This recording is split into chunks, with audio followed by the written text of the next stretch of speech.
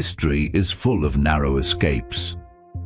There have been moments when humanity, whether through nature's fury or our own missteps, brushed terrifyingly close to extinction. We live in a world where civilization feels stable, but if we look closer at the past, we can find eerie reminders of how fragile our existence truly is. In this video, we will explore 3 of the most fascinating times when humanity nearly vanished from the Earth. These stories are not just historical curiosities. They are warnings, reminders that our survival often depends on chance, circumstance, and sometimes the decision of a single individual.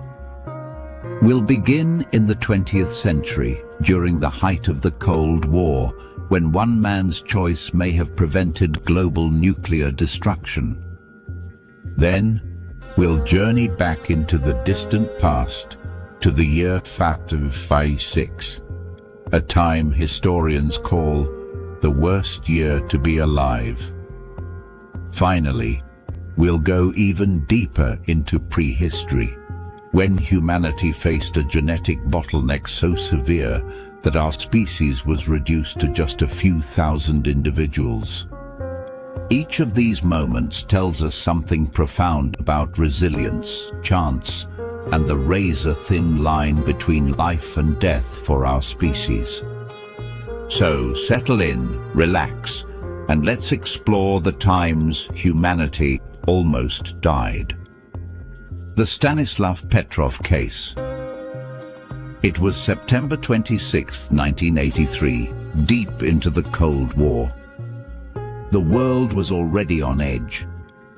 Earlier that month, the Soviet Union had shot down Korean Airlines Flight 007, a passenger jet mistakenly believed to be a US spy plane. The incident killed 269 people, including a US congressman, and sent tensions between Washington and Moscow spiraling higher than ever. NATO was preparing for large-scale military exercises which the Soviets feared might disguise a real nuclear first strike. In the minds of many leaders, it was not a question of if war would happen, but when.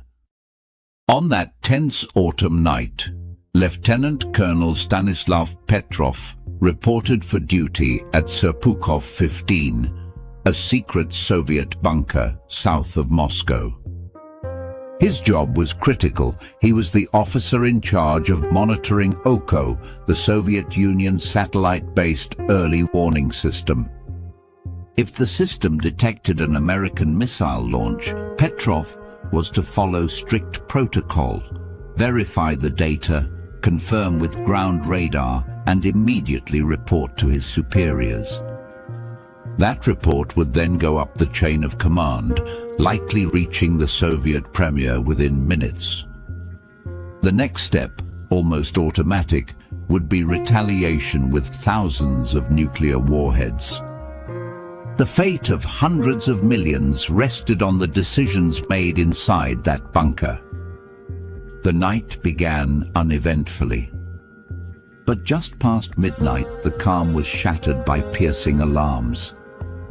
Sirens wailed, red lights flashed, and on Petrov's console, a message appeared. Launch detected, missile inbound. The OKO satellite system was signaling that the United States had launched a nuclear weapon toward the Soviet Union. For a moment, the command center was gripped with shock. But before anyone could process it, the system escalated. Not 1, but 5 missiles were now shown streaking toward Soviet territory. The officers around Petrov froze. The protocols drilled into them dictated only one path forward. Assume this was the real thing. Report immediately. Begin the countdown to nuclear war. Yet Petrov hesitated. Something about the scenario did not add up. A genuine American first strike, he reasoned, would not consist of only 5 missiles. If the United States truly wanted to cripple the Soviet Union, they would fire hundreds, thousands even, designed to wipe out command centers and silos in one overwhelming blow. A handful of warheads made little strategic sense. He also knew that Oko was still new and imperfect. Only months earlier, engineers had warned that sunlight reflecting off high-altitude clouds could sometimes fool the system's infrared sensors into thinking it was seeing a missile launch. Petrov weighed the evidence, his mind racing. The screens told him destruction was minutes away. The procedures told him to pass the warning up the chain. His instincts told him otherwise. In those tense minutes, Petrov made a decision that defied protocol. He reported the alarm as a malfunction. To his superiors, he downplayed the threat, suggesting the system was giving false data. He chose not to sound the alarm that would almost certainly have led to retaliation. And then, nothing happened. No missiles fell. No explosions came. As the minutes stretched on, it became clear that Petrov's hunch had been right. The satellites had indeed mistaken the glint of sunlight for missile launches. A glitch, a trick of light, had nearly triggered the end of civilization. What's remarkable is how easily things could have gone differently. Had Petrov simply followed the book, the Soviet leadership would have been alerted. Given the heightened tensions of that month, there is a strong possibility they would have assumed the attack was genuine. A counterstrike would have been launched, and the United States would almost certainly have responded in kind. The world might have entered a nuclear winter, ending modern civilization and possibly humanity itself. Petrov's restraint did not make him a celebrated hero. For years his actions were classified, and he received little recognition. In fact, he faced criticism for not properly recording every detail in the logs that night. Only later, after the Soviet Union's collapse, did the story emerge fully. By then, the world could reflect on just how close it had come to destruction, all because of a mistaken reading, and all because of one man's refusal to trust it. When asked later about his decision, Petrov insisted he was not a hero. He claimed he simply did what made sense to him at the time. But historians and analysts disagree. They argue that his skepticism and calm under pressure may have saved billions of lives. The story of Stanislav Petrov is chilling because it highlights the fragility of our survival. Humanity's future, in that moment, was balanced on the judgment of a single individual, sitting in a dark bunker, staring at glowing screens. It reminds us that the difference between survival and annihilation can be measured in seconds and decided by instinct rather than protocol. The year 536, the worst year to be alive. Historians often argue about which moments in history were the darkest, but many agree on one shocking candidate, the year 536 AD. To the people who lived through it, this was a year when the sun itself seemed to vanish, and with it, the security of their world. It wasn't a war or a plague, at least not at first. It was the sky itself turning against them. Accounts from the time describe an eerie, almost apocalyptic atmosphere. The Byzantine historian Procopius, writing in Constantinople, reported that the sun gave forth its light without brightness, like the moon during the whole year. In Ireland, annals record a failure of bread beginning that year. Across China, chronicles describe yellow dust raining down, crops failing, and summer frosts. For nearly 18 months, much of the northern hemisphere was plunged into a dim, hazy twilight. Modern science has pieced together what those terrified people were experiencing.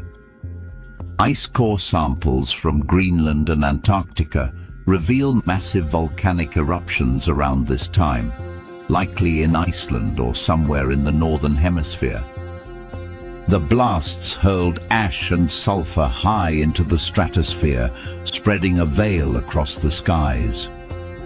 This blanket reflected sunlight back into space, dimming the Earth and plunging temperatures down by as much as to 3 degrees Celsius.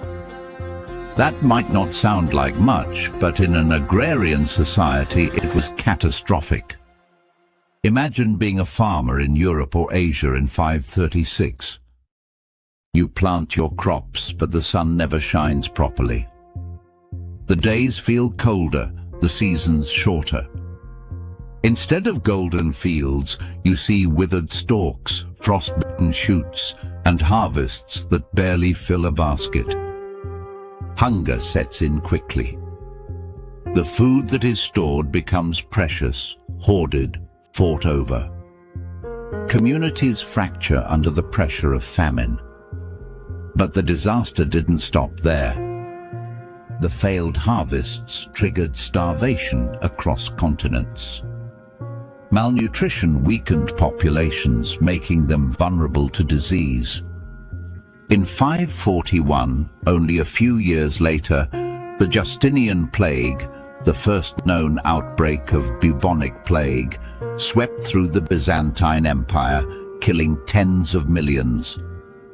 Some historians argue that the volcanic winter of 536 helped set the stage for this pandemic by destabilizing societies and driving desperate migrations. The geopolitical consequences were enormous.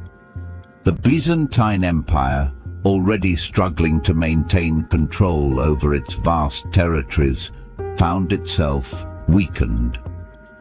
In China, dynasties wavered as famine strained their ability to rule. In Europe, populations shrank, economies collapsed, and for many regions, this period marked the true beginning of the so-called Dark Ages. For ordinary people, though, the experience must have felt like the literal end of the world. Imagine waking up each day and seeing a sun that glowed faintly, never rising higher than a pale, ghostly orb.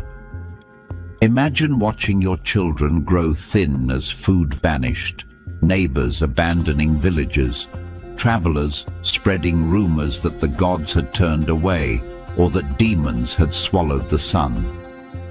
Religion, superstition, and fear collided as people tried to explain what science now attributes to geology and climate. It's worth noting just how sudden and fragile human survival can be when faced with global environmental shocks. A single volcanic eruption, or perhaps a series of them, was enough to darken the skies, disrupt agriculture, and threaten millions with starvation. Humanity did not have reserves of grain, global trade networks, or modern medicine to fall back on. Most people lived harvest to harvest, and when nature failed, they had nothing. And this wasn't a short event. The dim skies lasted more than a year. Even when the haze began to lift, temperatures remained lower for much of the decade, with further eruptions in 540 and 547 piling on the misery. Archaeological evidence shows population declines across Europe and Asia. It was quite simply one of the worst periods to be alive. Yet humanity endured. Slowly, societies adapted. Crops eventually recovered, the sun returned, and civilizations rebuilt. But the scars remained, in cultural memory, in population numbers, and in the fragile thread of continuity that might have easily snapped. When modern scientists rank disasters, the year 536 consistently stands out as a turning point when humanity was brought to the brink, not by war or plague, but by the raw, indifferent power of the earth itself. Looking back, the story of 536 is a sobering reminder. Our survival is not guaranteed. Even without human conflict, natural disasters can reshape the course of history. A volcanic eruption unseen by those who suffered its consequences dimmed the world and starved millions. And it reminds us that while we imagine ourselves in control of our destiny, we are always vulnerable to forces far beyond our command. The Great Genetic Bottleneck. When we think of moments where humanity nearly ended, we usually imagine wars, plagues, or cataclysmic events like volcanic winters. But one of the most frightening chapters in our shared story doesn't come from written history at all. It comes from deep within our DNA. Hidden in the genetic code of every living person today lies evidence that tens of thousands of years ago, humanity was reduced to a razor's edge, nearly blinking out entirely. Scientists call this the Great Genetic Bottleneck. The idea is simple but chilling. A bottleneck happens when a population shrinks drastically, leaving only a small number of survivors. Those few individuals then pass on their genes, and over generations, the descendants carry genetic signatures showing limited diversity. It's like a funnel. Millions may have lived before, but only a trickle of lineages survived to shape the humans alive today. So how severe was humanity's bottleneck? Genetic studies suggest that at one point, perhaps around 70,000 years ago, the global population of humans may have dropped to as few as several thousand breeding individuals, possibly even fewer. Imagine that. Out of an entire species spread across continents, only a tiny remnant remained. Had a single drought, disease, or disaster struck that small group, we might not exist at all.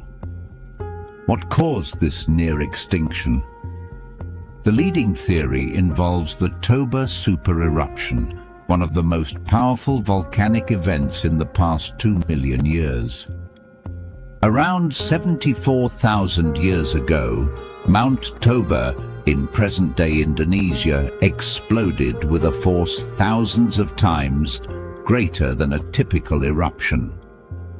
It ejected billions of tons of ash and sulfur into the atmosphere, triggering a volcanic winter that may have lasted up to a decade. Global temperatures dropped, plant life withered, and food chains collapsed.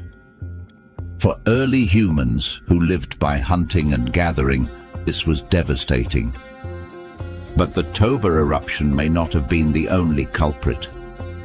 Other scientists suggest that climate instability during the Ice Age also stressed populations.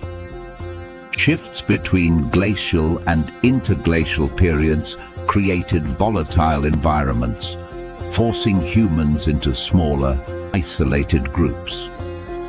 Diseases or competition with other hominins, like Neanderthals and Denisovans, could have also played roles. Whatever the cause, the evidence is clear.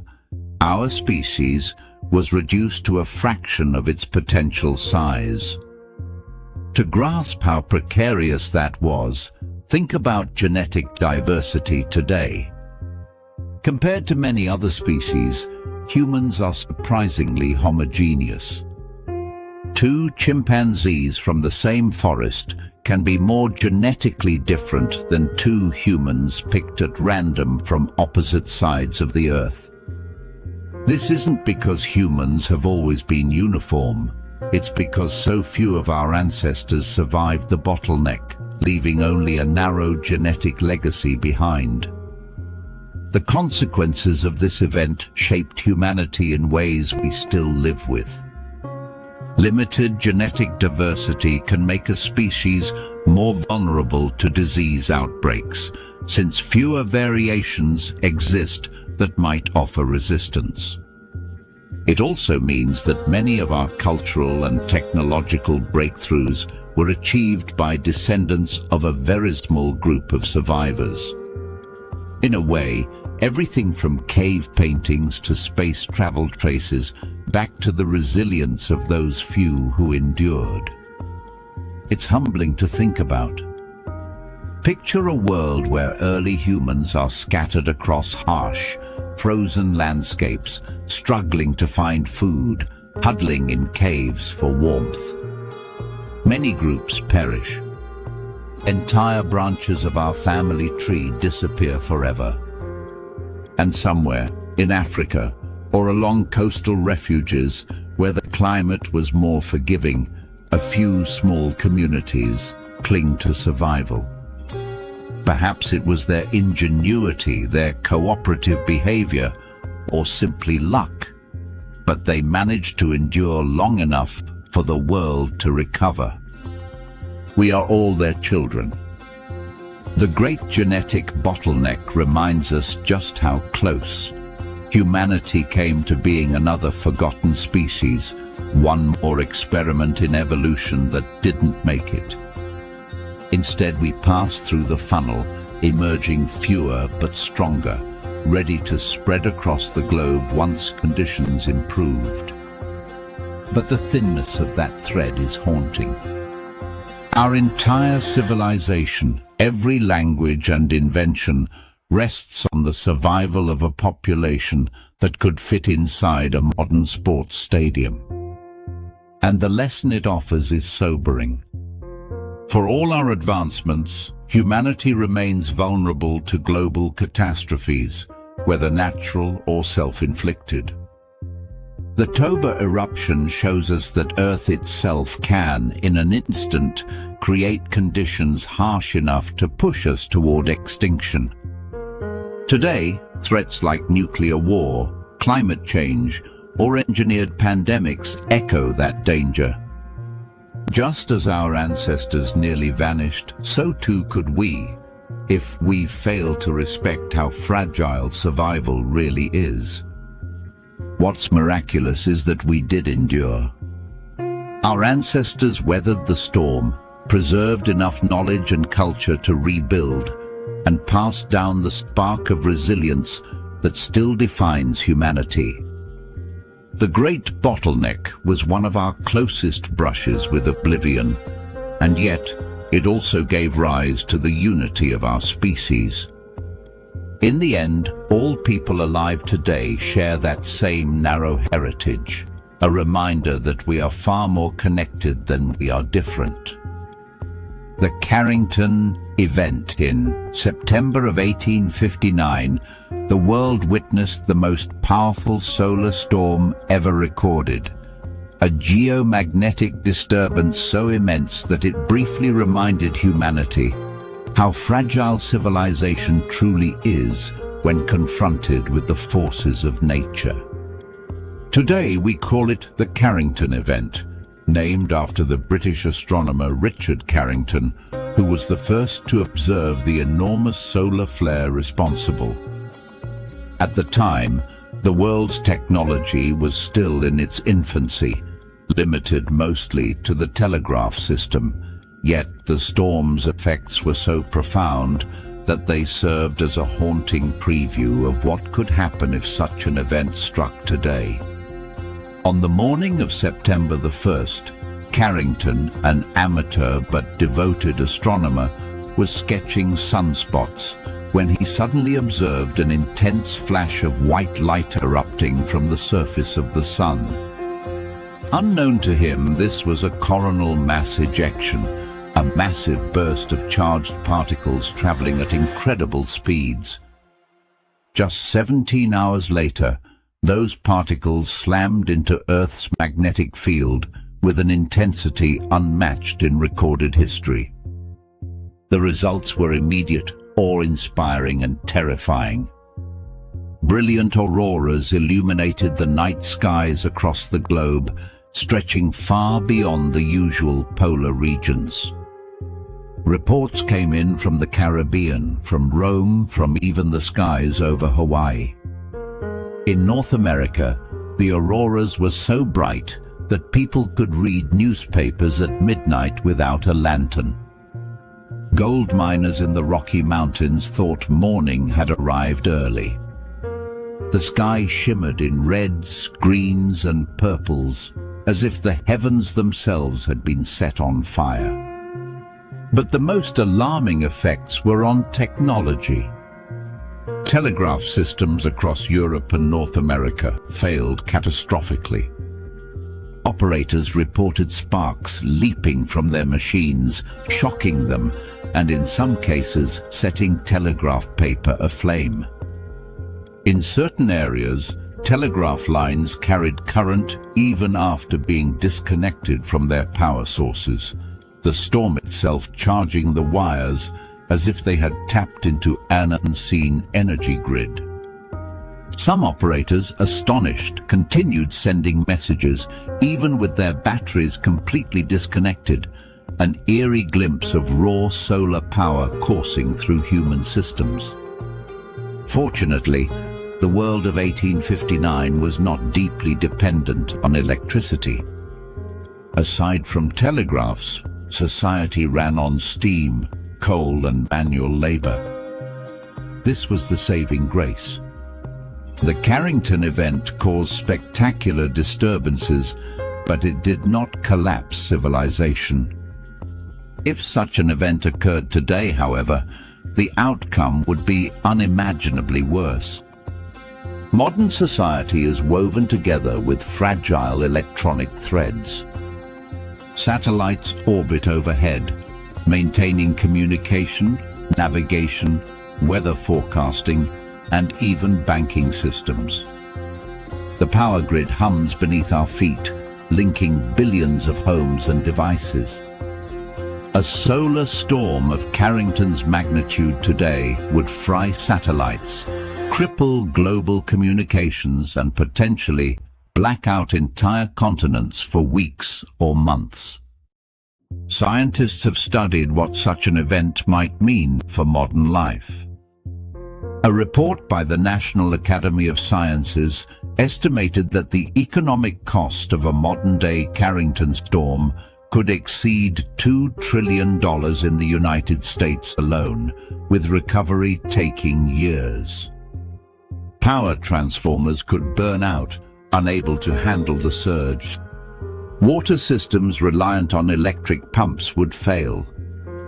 Transportation, reliant on GPS and communication networks, could grind to a halt. Financial transactions, medical systems, and even food supply chains would be paralyzed. The very fabric of modern civilization would unravel, not from war or disease, but from a silent storm unleashed by the sun. What makes this story even more unsettling is that the Carrington event was not unique. It was simply the largest in recorded history. Solar activity runs in cycles, and while most flares are harmless, the threat of another massive coronal mass ejection remains real. In fact, in 2012, a solar storm nearly as powerful as Carrington's missed Earth by just a few days. Had our planet been in a slightly different position in its orbit, we might have already lived through a technological catastrophe. The Carrington event reminds us of the precarious balance between human progress and natural forces far beyond our control.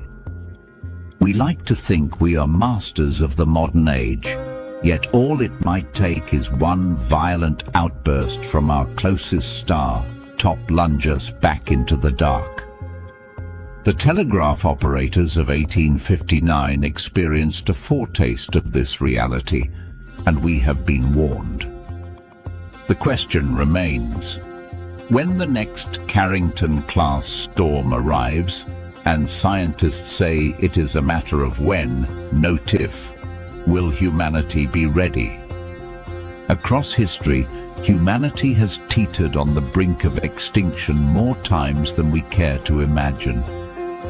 From the quick thinking of Stanislav Petrov that averted nuclear war, to the darkened skies of 536 that nearly ended civilizations, to the ancient genetic bottleneck that almost erased us, and finally, the raging power of the sun in the Carrington Event, we've always stood on a fragile edge. Yet in surviving each of these brushes with annihilation, we are reminded of both our vulnerability and our resilience. The question remains, how many more close calls can we endure?